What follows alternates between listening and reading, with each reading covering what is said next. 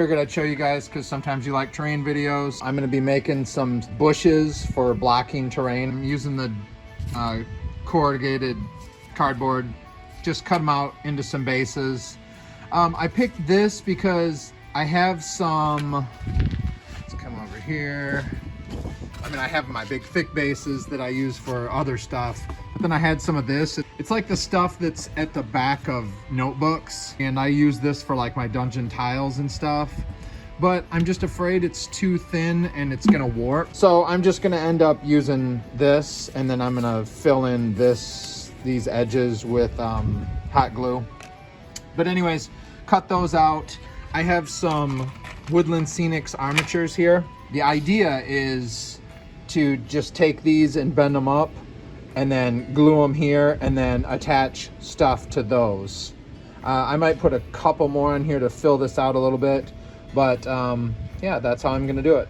Now, I've never seen anyone use this method before with these. Now, the general idea from this is from a channel called Runehammer. I think that he just used like regular sticks and stuff.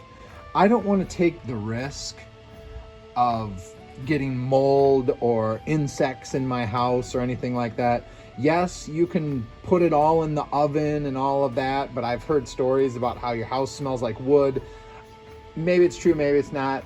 I don't even want to stick wood into my stove, so I'm just going to do it like this. I put hot glue around the edges of this thing. It doesn't have to be perfect because I'm going to put more glue when I base this.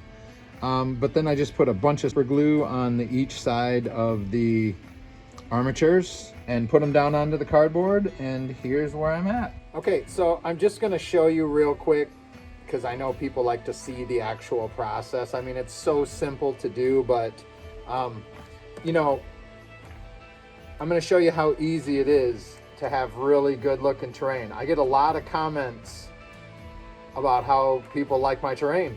And look at, I just blasted glue all over that whole thing. Did I get it on there? It doesn't matter. You just spread this around. If you look at all my other terrain videos, they're done in exactly the same way. It's a carefree, it's art, right? So look at that, it's all over, it's nothing. I'm using full strength glue. People say, why don't you water that down? Because you don't need to. This is 50 cents at the dollar store. Anyways, I got glue all over the whole thing. As always, I put the bigger rocks first, a little bit like that. And then I just take sand and blast it all over the whole thing. That's all we're doing. And there it is. So this is what we got. We're just gonna let it dry, and then we're gonna spray it black, and then we're gonna paint it with the simplest scheme that you can paint it.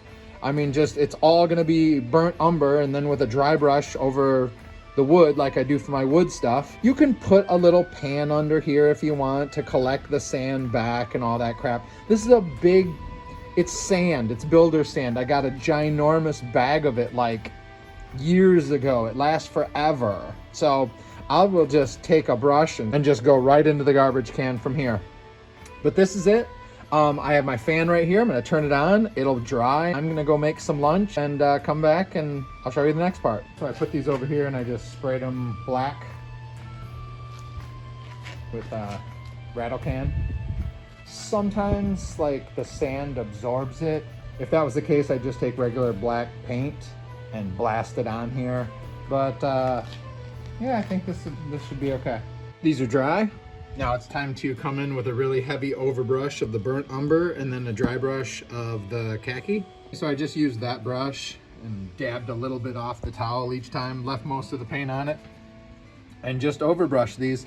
Now I left black on purpose coming through there because you don't want them just solid brown. The black gives depth and variation to the branches. And then when we dry brush all this, it'll give it even more. I think that looks pretty darn good right now. Some of these edges where I put hot glue to cover the cardboard, I don't really like too much. It's okay. Nobody's ever gonna be down that low. You're looking at it from right here down. But yeah, that's gonna get some flocking around that edges, which will hide all that stuff. And I'll show you the next step. So I dry brushed them with the khaki. Looking pretty good. Just a real quick, not quite an overbrush, but pretty heavy. And I just used like, in this case, I use different brushes sometimes. I just used like a makeup brush because it had softer and longer bristles, so I could just kind of like stipple it through the center part here and then go around the edges. For the next part, I'm going to use some Mod Podge. You could probably use regular glue. I usually use regular glue, just so you know. If you don't have Mod Podge, I usually use just straight glue. I don't water that down either. And then we're going to sprinkle some of this. It's the Alpine Meadow flock and turf, and it's from Scenic Express. So you can probably hear the 3D printers going in the background and the occasional rumbling because it's storming here. But this one, I do have a container to collect that stuff. And I'm just gonna hold this right over it as I work. And I put on a big old flannel. This is one that I always paint in out here during the wintertime. Just because this can kind of get a little messy. I got a smaller brush this time, about that big.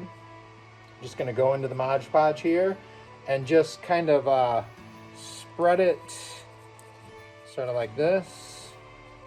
We want like an uneven distribution, some heavy spots, some not. Just like that. Again, remember, doesn't have to be perfect. I want to definitely go along these edges to help cover the glue. Next, I'm just gonna set that down in the container. Take the Alpine Meadow here, kind of dig down into there, so because it has like rocks and all kinds of stuff in it. Just gonna do a little of this, and I'm just gonna cover the piece. Then I'm gonna pick up the piece and I'm gonna hit it on the edges. This, maybe even pick some pieces up. Make sure to get them on them edges real good.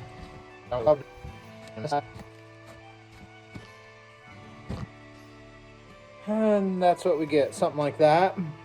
I took this brush and I just went down that main spine right there of those armatures, just in case, you know, I decide to spread out the foliage on top where you can see it, so it's not all covered in grass. This is dried, taken about a half hour or so. Probably still not 100% dry, but it doesn't really matter. The point is, we don't want this stuff to come off here. This is the thing that a lot of people don't know about the iso alcohol. I use 91%. Not quite sure in this case if that makes a difference, but I use 91% for other stuff, so I just buy this one. And then over here, we have Mod Podge and water. This is really easy. I didn't show how to mix it up because I'm going to tell you right now, it's a 3-to-1 mixture. So if I, for example, fill this thing with Mod Podge, pour it into there, then I would fill this up with water 3 times and pour it in there. So I just did like a little Dixie cup.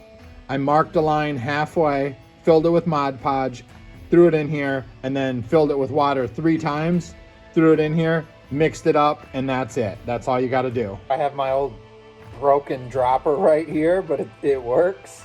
I'm just gonna suck up some of this iso alcohol, and then I'm gonna just drip it all over this piece, mainly where the vegetation areas are.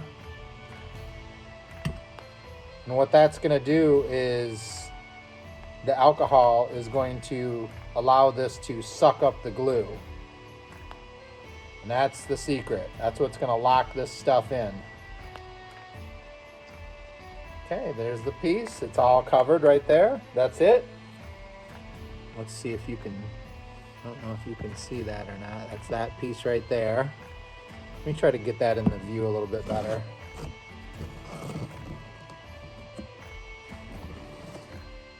There we go. And okay, we just want to make sure we got enough here. You can't do too much. A little bit over here. Okay, we're good. Now I'm just going to suck up some glue and just start dripping it all over in the same parts. And this is, they call this stuff scenic cement if you buy it in the store. And it does, it really locks this in here.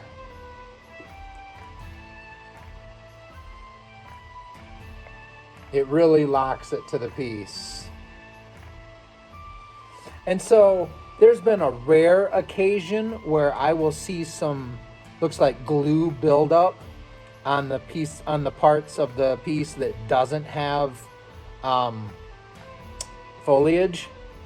And I'll show you how to take care of that. Well, it's not a big deal. You just put more alcohol in those areas and it gets rid of it almost immediately.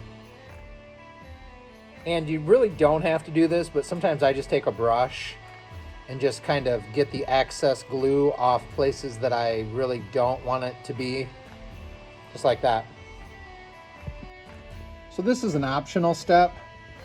When everything is drying and you can still see some white coming through right there, I like to add in, because that glue could be absorbed by something obviously. So I like to add in a little black, like soil color. So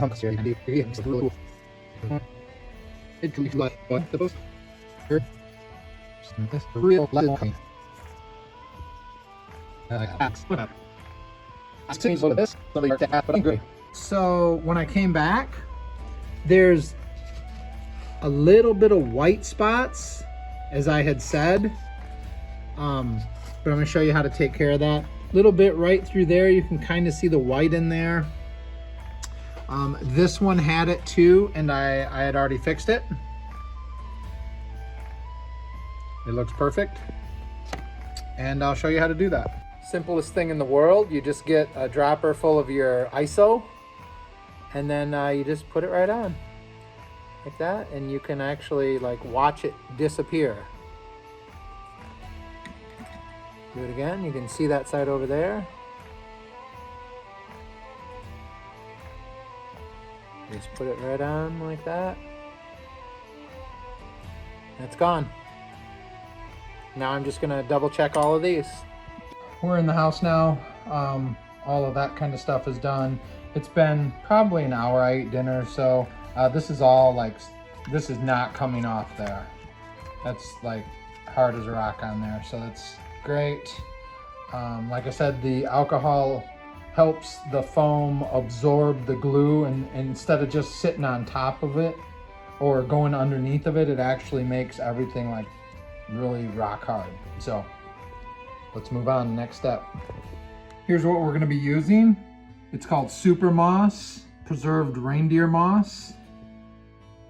This is the package. And they have this at Hobby Lobby.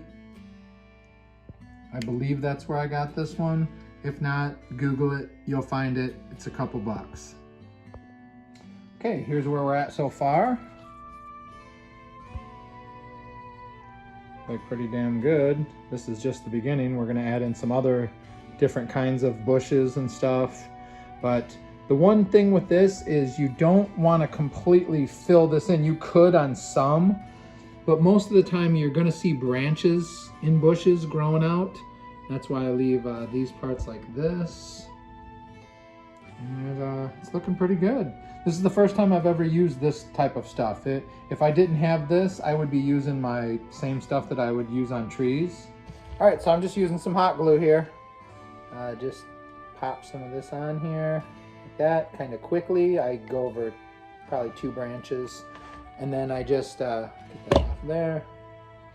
And then I pull it down over the branches and over the hot glue, so the branches go through this stuff. And then there's what she looks like underneath, kinda. There's our cardboard.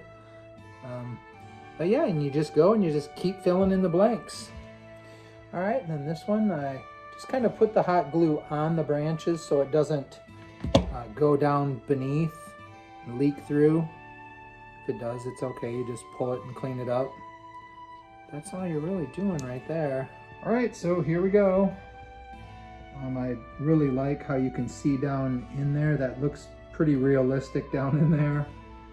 Almost like a secret passage or something, but they turned out pretty nice. I like them. I'm happy with them.